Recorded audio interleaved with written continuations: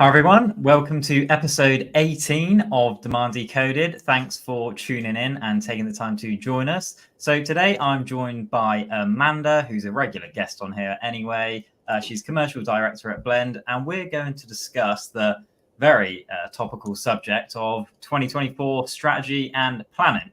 And we are really lucky to have Amanda on today to talk about this. You know, for the past 8 years, she's been at Blend working with B2B marketing leaders in different industries, mainly technology, to create effective long-term marketing strategies, and just has a wealth of experience in creating and fine-tuning those strategies for success. But instead of actually talking about how to create a strategy from scratch today, we want to cover how to really refine the strategy you're probably currently working on putting together. You know, looking at the mistakes we often see, areas you need to critique, how to set realistic and measurable goals, crafting a narrative to get buy-in, all those good things. Is anything else in there, Amanda, or does that pretty much cover it? No, I think that covers everything. I think one thing that's really important to note is that this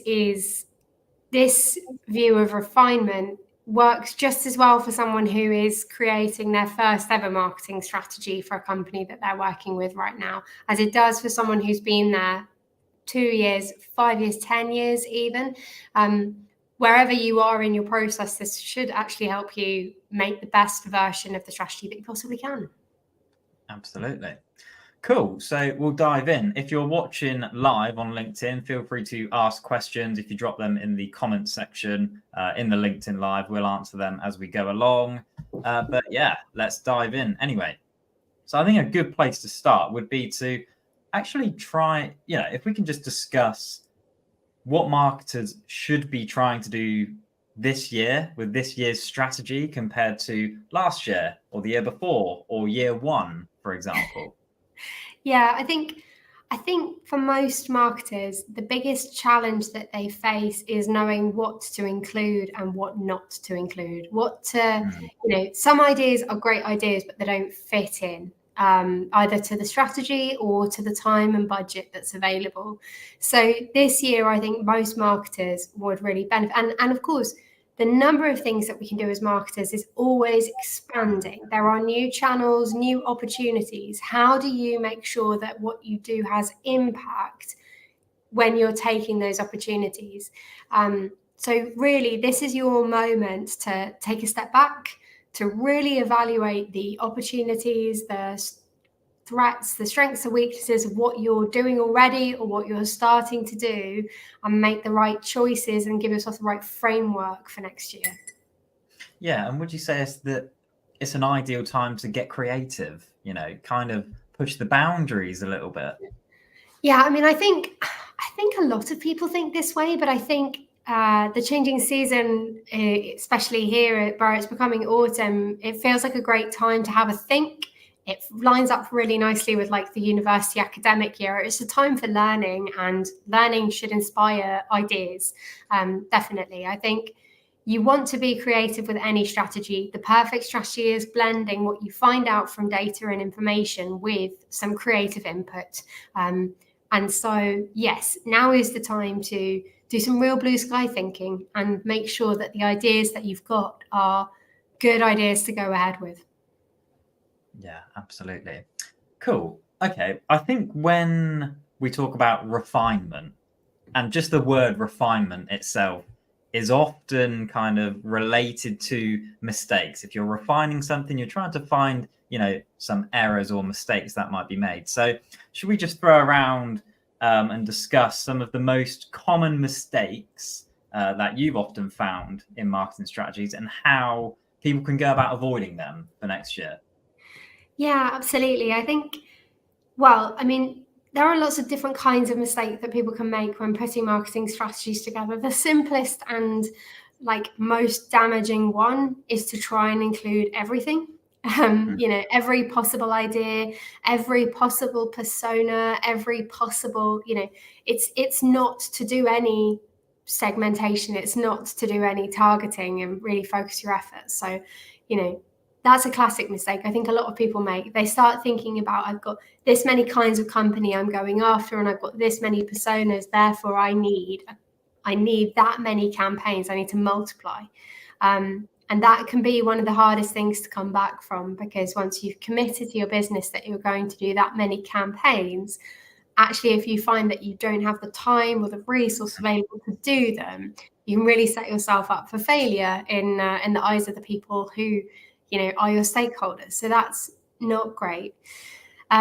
I think a lot of marketers who are established where they're working, this isn't so much for newer marketers in organizations, but if you're established there can be an assumption that what has worked for you in the past will continue to work, which is dangerous, especially when the world continues to change so rapidly when it comes to technology, use of content, and your buyers are, that your buyers aren't necessarily getting younger, but there are new people coming into the workforce of your, persona, and so you need to think about how they will be interpreting and consuming content too. That just kind of goes a bit further to just not really paying enough attention to what is changing, actually taking a step back and saying, is that keyword we've always relied on, is it changing? Does it mean to the market now what it did when we started talking about it 5 years ago? Or has what people find when they search for that term changed around us, and we no longer fit the bill? Is that why maybe we're not ranking anymore, for example?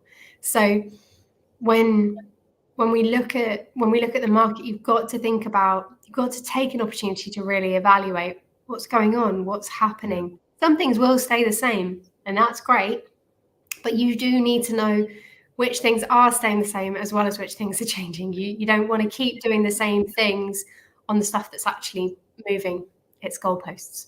Yeah, don't just kind of copy and paste last year's strategy without doing that analysis of the market, the changing buyer preferences, buyer behavior, anything that's happening around you. I think it's definitely time for critical thinking. And actually, on that point, I think one of the most common mistakes, and something a lot of marketers try and do, is fit the strategy and kind of the analysis of last year and what we're going to do next year to fit their kind of memo and what they're trying to push. It's not necessarily an honest evaluation of what's happened.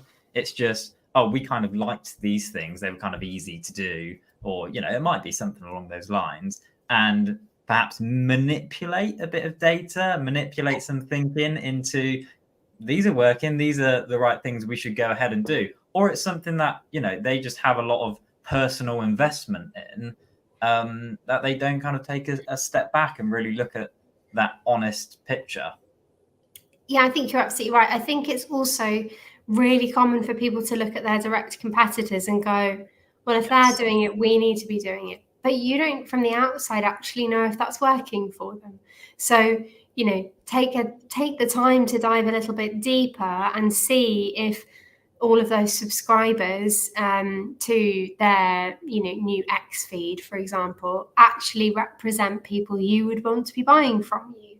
Don't just look at the surface of it. If you're looking at something that is external, dig as deep as you can to evaluate it as critically as possible. I think overall, one thing that really lets strategies down is a lack of honest critical evaluation. That take a step back from what we're doing and what we like doing, from what other people are doing, and really think, but is it working? Is this what's working? Is this what's effective? Yeah, and that kind of goes hand in hand with, when you're looking at your strategy, you're looking at what's happening around you, jumping on the bandwagon, jumping on those next trends, the next tactic, the next channel. So often in marketing, it's the new shiny object that everybody wants a piece of the pie of. But if it doesn't fit with, your audience, your objective, your business goal, it's probably not right for you. And that's not to say that sometimes jumping on the bandwagon, it can be a good thing. Don't stand still, but there's a risk, isn't there? There definitely is. I think we never want to stop we don't, we wouldn't want any marketers to stop moving with the times. That's kind of the opposite of what we want for them. But I think it's really important that you look critically at the new technology trends, whatever it is that you're moving into, and that you balance that with, well, if we're adding this, what needs to be reduced will come out, because ultimately there's only so much time and budget to go around. It's so easy to add without thinking about what you need to take away. Yes. Okay. So on that point, kind of segueing into actually starting to, create your strategy now and really refine it, what steps should marketers be taking to make this year's strategy more successful than last year or the year before? Well, I'd say I think anyone who is involved in marketing strategy is aware of the idea that the audit is a key part of it. I don't know that everyone takes the time to take the step of doing the internal audit as well as the external and market-facing audit, but both steps are really, really valuable. And even when you think the landscape hasn't changed, it's definitely important to check. So when you're thinking about that internal audit, it really is, it's two-sided. It's a question of what worked and what didn't work, absolutely. And that's in terms of the success it generated for you on the one side, but also take a look and a review on how those campaigns worked internally. How easy were they to deliver, or how difficult, how painful was it? And just make sure that when you are evaluating your different tactics and the things that you put out into the world, your campaigns, your big ideas, do a bit of a cost benefit analysis on them. If this thing was really hard to do and it didn't get us rewards, then that's a double reason for it not to come through. If this thing was quite hard to do but actually was fantastically successful, then our effort should be on making sure that it becomes easier to do. What can we change about the way that we work? And then, of course, if you've got things that are like, this was almost no effort and it was a ridiculous success, then those are the things that you want to do more of, because you'll fit 10 of them in for the time it takes you to do one of something else. Yeah, it's that trade-off, isn't it, between the effort versus reward of something. Yes, exactly. Like, ultimately, there are plenty of things that are hard but worth doing. And the effort that you do in this evaluation should be to essentially highlight how you can make them easier for you in the future. Because if you know that they're really, really worth it, even though they were hard, that's going to be worth working on. Whereas if you've got something you're like, I'm hit and miss on whether we should do this again. It had some success, but it wasn't great. If it was really painful to do and actually took twice as long as something that was much more successful, then it probably isn't worth the effort on trying to refine it. Yeah, for sure. And then I suppose when you think about what's going on beyond your internal work in marketing and its immediate results, you need to think about the other sources for ideas, both within your business, your other stakeholders. If you're in marketing, you probably have a relationship with sales. You maybe have a relationship with other teams like customer success and so on.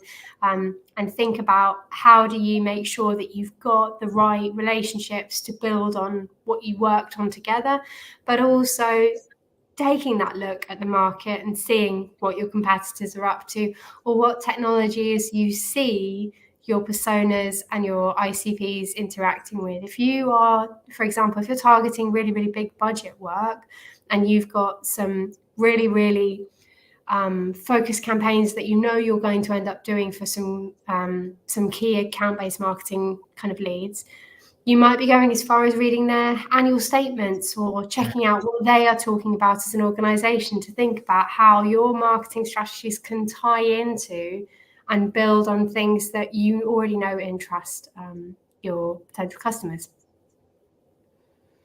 Yeah. And all of this is about, I suppose, that idea of prioritization. There's only going to be so much of you and your team and your budget to go around. So how do you start to segment the time that's available and think about it as a bigger budget pot than just the money budget? The time budget's an important one to think about as well. Yeah, and when it comes into that prioritization, it's obviously from a strategy point of view, you'll be getting a lot of ideas as to what to do next year. And it's really taking a step back, the holistic view of those ideas. Who's it coming from? Can we validate it with our own data from the previous years? Can we validate it with market research, customer research, maybe some more internal research? And then, prioritizing those accordingly. If, data backs it up, research backs it up, those kind of things, they might give them more weight. Yeah, absolutely. When it comes to that idea of prioritization and ruling ideas in and out of the plan, you definitely need to think about your first priority is looking for the big and best ideas that fit most closely with your strategy. Then your second priority is probably looking at those ideas that don't fit naturally into your strategy right now, but might ask you to reevaluate the overarching strategy and your overarching idea. So if there's a channel that everyone is talking about and you know that your ideal customer profile personas are in fact consuming content in that place, then maybe it's worth adjusting your strategy so that that tactic can come in. And those then are the things that are in. And then maybe there's a final camp that you need to think about, which is what isn't guaranteed to work, but might be worth testing to see if it can become a bit of a superstar in the future. If you've got any bandwidth, if you've got any budget left, then having some ideas that are worth testing if time is available is a perfectly valid thing to do. And that way, later down the line, when you are justifying your choices and you're justifying your strategy, it will be so much easier for you to say, we really do love that channel. We love TikTok. It doesn't align perfectly with our strategy right now, but it's one of our testing ideas. So we will find a way to run some tests on TikTok this year, but we won't necessarily go all in on a campaign, for example. Yeah, having that ideas bucket that you can draw on throughout the year, as and when you can. Sometimes your ideas will fall through. You've got it all planned out that you're going to use your CEO as a thought leader and run an event series with him, and then he goes off sick. You're going to go to that ideas bucket and look at what else you can do with that time and that budget. That's a horrible example, but actually, it's a good example, though. Actually, you need your strategy needs to have some flexibility built into it. It's got some backup plans, and backup plans are really, really useful, especially when you've got stakeholders who are like, "What about my idea?" We're like, "Okay, it's not in the plan right now, but it's one of our first kind of backup plans. We think it's a great idea. It just doesn't fit with what we're trying to achieve overall at the moment." Yeah, nice. I like that. The ideas pot. Yes. Cool. So, how does one go about evaluating a marketing strategy like that they've already put together, perhaps, or that they're currently putting together? How do you really do that critical evaluation and analysis of your strategy? I think it's a really good question. And for many people, especially if it's not your first rodeo, but even when it is the first time that you've worked on a marketing strategy for your company, I think it can be very easy to fall into a routine and the comfort of what you know well. So getting someone who's an external perspective can be really helpful. And this doesn't mean you have to take your whole marketing strategy and pay a consultant to look it over for you or anything like that. What we're talking about is use your network here. If there's someone that you studied marketing with that you really admire, maybe you just want to meet with them for coffee and talk through some of your biggest ideas and see what they think or hear what they're up to. That can be a really good way to get an external perspective on what you're doing. I'd say that, and also doing other things that you can to freshen your own head so that when you come back to review, you're not quite the same person you were when you wrote the thing. So as I said at the very beginning, I think this is a great time of year to get inspired and do some learning.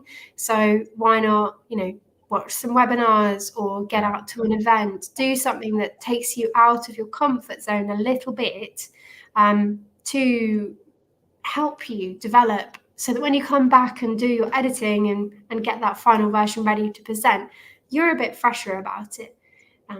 It's one of those things where, you know, even just finishing it one evening and picking it up a couple of days later after the weekend, for example, can that's like a lot of things, isn't it? You know, once you put it down and put it to bed, I've heard the phrase, and then, you know, wake up the next morning, feel a bit fresher. Just step away from it and see how you you know, come with a new light the next day or the next week or whenever it might be. So what about when it comes into making those refinements and those changes, that process of editing the strategy you've already put together? So I think that one really big mistake that marketers make is feeling like their marketing strategy is like something only they can work on. The best strategies actually are brought together out of the ideas of multiple people. And also your strategy, your plan is more likely to land well when you've already got people engaged with the ideas behind it. So rather than just saying, I'm going to go away into my lab and work on my marketing strategy for the next 2 months and I'll see you in December, book boardroom meeting, put some workshops in with the people who are going to sign off. Show them the early stages of your ideas, show them the data that you're using to validate your thought processes and get them to engage, workshop it with them, because that way they will already have had the chance to contribute, to, you know, check anything that they're not sure about, and you will have had the opportunity to build feedback in to that big deck that you're probably ultimately going to present to the board at the end of this quarter. Yeah. So are those workshops more of a kind of ideas forum where you're inviting stakeholders and stuff to bring new ideas, or are you presenting data findings from the rest of the year? I think there can be a mixture, certainly. So if it's sales, they're probably going to want to look and understand what you see versus what they see. So collaborate, you know, make sure that this is a great opportunity to really understand what they are seeing at their end and compare it to what you're seeing at your end. Use data for that conversation. If it's other stakeholders who might be thinking about things from a product perspective, let's say, or from, you know, the higher level direction of the organization perspective, then perhaps use it to show more of your work in progress and to talk through ideas. I'd never say if you're looking to shape from the beginning, you want to give people a framework to fit into. So you want to talk about the overarching, we're going to be doing this much content this year, and these are the channels we've got some ideas we'd like to pursue, and then talk about the ideas that fit into them, and you know, give people a framework to work with, essentially, rather than giving them a blank sheet of paper, which can feel a lot more dangerous, I think. Yeah. So okay, I think that makes sense. And in terms of where you should be looking for measurement and everything in the next year, what should marketers actually be looking at? This is probably one where I'm starting to feel a bit like I'm flogging a dead horse on this one. I think every time I'm on this podcast, I talk about the fact that it's important to make sure that your marketing goals are aligned to your company goals, but that's never more true than it is at this point. It's really easy to take the company goal as just achieve X revenue in this time frame, but actually the questions that you need to be asking to make sure that your marketing strategies are aligned well is, how is that going to be broken down? What proportion of that is coming from, you know, sales to existing customers through account management? What proportion of that is net new that's coming through marketing?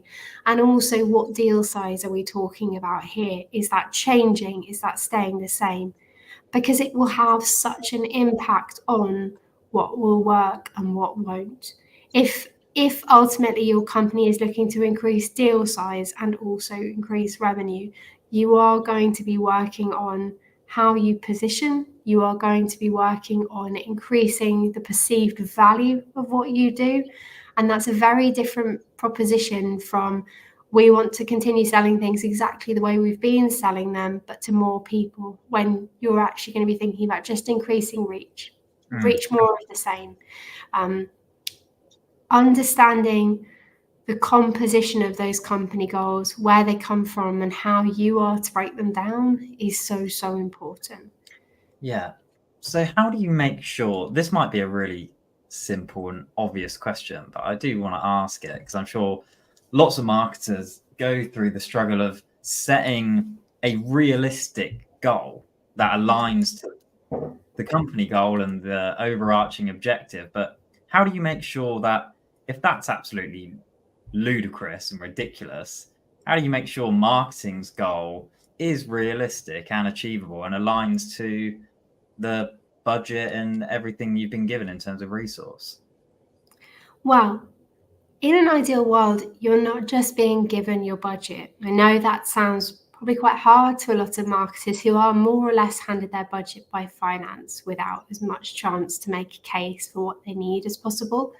But really, a big part of the strategy process that you should be going through right now is to identify, once you've got those broken down goals, what it will actually cost to achieve them, rather than waiting to be told how how much money and how much resource you've got to work with it. It is for you to be saying, okay, if you need to do this, then it's a simple one, really. If you need to just increase the number of people who are seeing what you do to achieve your results, because nothing about your offering is changing, then it's just going to be a multiplication game. We got this much with this much last year.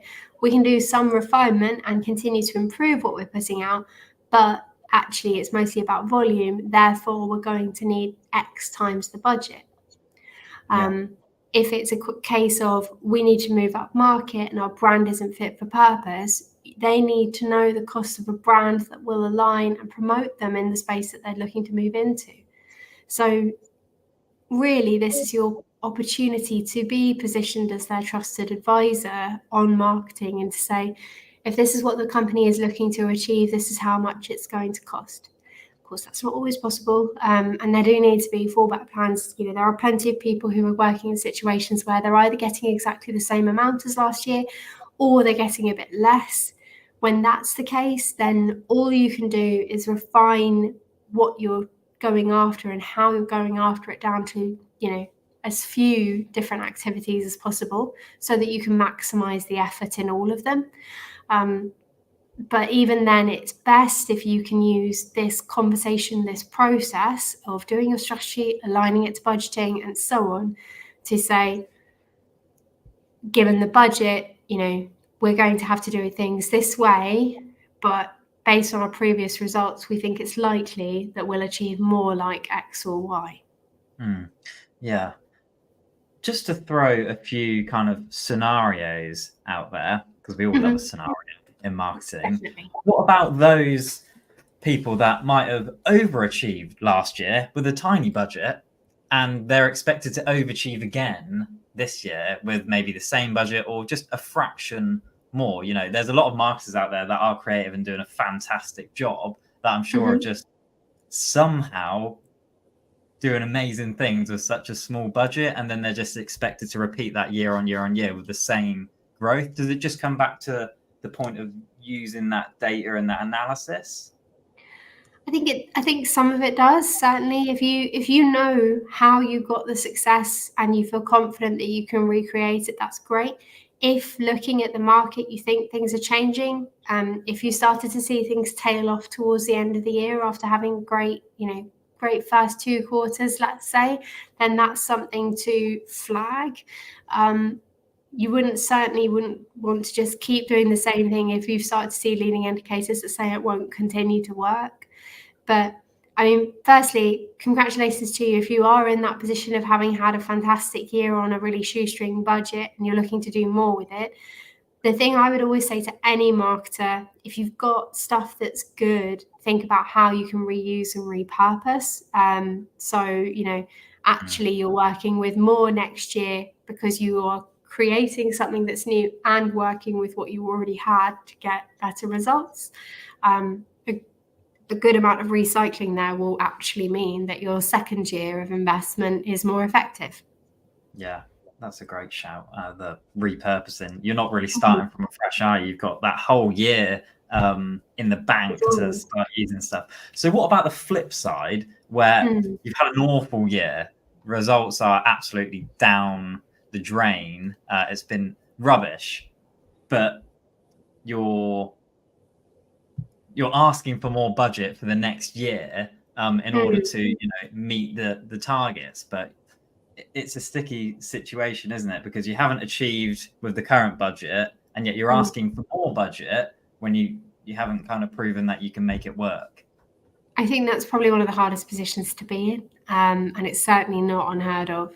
I think ultimately, if you've really struggled for results, you've got to learn as much as you possibly can about why. You've got to go in with a strong case for doing things differently and a strong case for what that costs. And it might be that in some of the ideas we were talking about previously, we were saying your company wants to move up market, but your brand doesn't work for that. That is something that the company needs to understand and accept, because even if, worst case scenario, you can't reach agreement and the budget is not good, no one's going to be able to get success with that budget, not you or anyone else. So ultimately, being candid about that, being constructive about that, and saying, to achieve the kind of results you're talking about, we will need these kinds of investments, and maybe abstract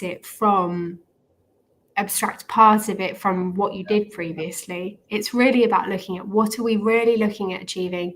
What did we learn from what didn't work? What do we need to do to meet those goals that we actually have now? Yeah. And that hopefully should be a conversation that you can separate from what we tried previously and the budget that was associated with it. And I suppose a lot of the time, it's not just a marketing problem. I'm not saying, obviously, I'm going to try and defend marketers a bit here, being a marketer, but there are often a lot of factors that go into not achieving a marketing goal, market factors that are uncontrollable, things happening in the world, issues with product market fit and repositioning and those kind of things. So, you have to take a broad view of these things and not just point a finger at marketing. No, absolutely. That's why, going back to that point of your audit needs to be really thorough. You need to understand and learn from everything. If you had success, you really need to know why you had success. Otherwise, you could do what you think is the same and completely miss the point. If you had no success, you need to do everything you can to identify why it wasn't successful and identify what you can do as an alternative that will work better. It's such a tricky thing to do, to ask for more when you've got less before, but you do need to really do what you can to separate out the conversations at that point, I think. Yeah, that was a hard question, but I think you perfectly summed it up. So thanks for that. In terms of the narrative you have to create around all of this then. So you've kind of audited last year, you've got your ideas in order, the prioritization, kind of know what you want to do, the strategy's there pretty much. How do you craft the narrative to actually get everyone on board on what you're going to try next year, what you're going to do? Yeah, I think with this one, marketers are often digging deep and really and looking at results and data and so on. The narrative is something that can be forgotten. Any kind of data needs to have an explanation and either provide insight or contribute. But actually, I think a lot of people start by thinking about how to communicate what they found and not about setting the mission for what we're trying to achieve, which is, we all know what the goal is here. Therefore, the mission for marketing this year is a 1 to 2 sentence mission statement, which will be something like, this year, to achieve the goal of moving up market, we are going to improve our brand and reposition alongside these competitors instead of those competitors. Something that is quite pithy, that states where you're going to go overall, and that then all of the findings that you had along the way, all of the tactics that you've lined up fits into that narrative. So that, if ultimately you only end up with 5 minutes to present, you can say, it's fine. I've only got to tell you 2 things. I've got, this one sentence to talk about, and I can show you where all of the work behind it is. But it's got to be something that's motivating for the business, that brings those stakeholders in, and ultimately that everything else, be it your updated keyword research, be it your content plan, everything that's drawn out of those in your deck is about hitting the highest impact notes. Last year, we noticed that this keyword we've been relying on for years no longer means to the market what it did when we started going after it. This year, we saw this huge drop because our audience have moved from LinkedIn to TikTok, whatever it is. All of those findings, all of those insights, all of those tactical choices along the way need to help you bolster and feed into that overarching mission statement, validate it, challenge it where it needs to be challenged, so that the most refined version of the plan is nuanced, because a 2-sentence statement is not going to be particularly nuanced. But ultimately, everything else that you show, talk about, have done behind it needs to back up that mission. Yeah. And when you spoke about earlier, evaluating the marketing strategy through the editing process, workshopping with stakeholders, getting input from stakeholders and peers, that's all going to help the narrative, right? Because they already kind of know what's happening and probably expect the strategy to come anyway. It's not some sort of huge hard hitting item. It's like, boom, like 500 grand on this new wacky idea that nobody's ever heard of before. Everyone's kind of aware of what's going on anyway, what's working, what's not, what we're going to try next year. Absolutely. You certainly don't want any of what you are about to tell them to be landing 100% cold. If you are saying we need a rebrand, you don't really want that kind of shock to the system of, by the way, we're going to spend £60,000 on a rebrand at the beginning of the year before we go on to do X, Y, and Z. You need to have signposted that as part of the journey. And that's why bringing those stakeholders in early is important. You want to make sure that you have energy and enthusiasm for this strategy, which can be particularly hard if you've worked at the same company for a number of years. And that's why you've gone out to the people that you know. That's why you've gone to those webinars and taken a step back from the day-to-day and done some learning to refresh yourself, so that you're coming in and you're bringing your full marketing passion to the table. And people remember why they hired you and why you've done such great work for them over the years. And you remind yourself that's important too. Confidence is key when it comes to presentations. But ultimately, that's why it's a journey. That's why you've not gone into the lab and come out 3 months later. It's why you've involved your stakeholders. It's why you've worked on it with workshops, and you've brought together the best of the ideas across the organization, across the market. You've looked at the budget. You've done what you can to recommend a budget that will achieve the goals that the company has, or identified ways that, some things can be scaled down, perhaps, if goals are reduced. But whatever you're presenting, you need to go in pretty chuffed with how it's come together, and you want to make sure that it's not coming out of the blue. Yeah. And I love the point around, just be excited, be enthusiastic, confident about what you're presenting. So we'll start to wrap things up here a bit. That's been absolutely brilliant. Any kind of final advice for marketers going through the 2024 planning and strategy phase right now? Words of wisdom to help them along their way? If you do have a blank page right now, don't panic. You've got time. But probably the biggest and most important advice I'd always have for anyone putting together a marketing strategy is editing is 90% cutting out. It's very rarely adding more in. The more effort you can put behind each of your individual efforts, the better. So far better to be in a situation where you're only doing 3 big things this year than when you're trying to do 15 and you already know that's not really going to work. Amazing. Cool. Right. Well, let's wrap things up there then. That's been absolutely fantastic. I know, anybody going through the strategy and planning phase right now can easily take some of those bits of advice, and hopefully it will help you on your journey and to success next year and, growing those numbers. So let's wrap it up there. And hopefully you enjoyed this episode of Demand Decoded. Of course, you can follow the Blend LinkedIn page for any future events.